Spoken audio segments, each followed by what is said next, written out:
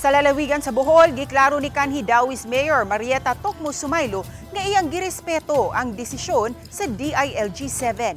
Giparayag kini sa mayor sa iyang post sa social media account, human niya mahinabi si DILG-7 Regional Director Leocaldo Trovela nga mipasabot kaniya kabahin sa desisyon. Iyang giklaro nga tumanon niya ang balaod. Dugang ni Sumaylo nga si Vice Mayor o karon Mayor Marie Nikki Bolos Delgado maunay bag-ong mayor sa ilang lungsod. Hinumduman ni atong Lunes, dugang milingkod isip mayor si Sumaylo ug si Delgado.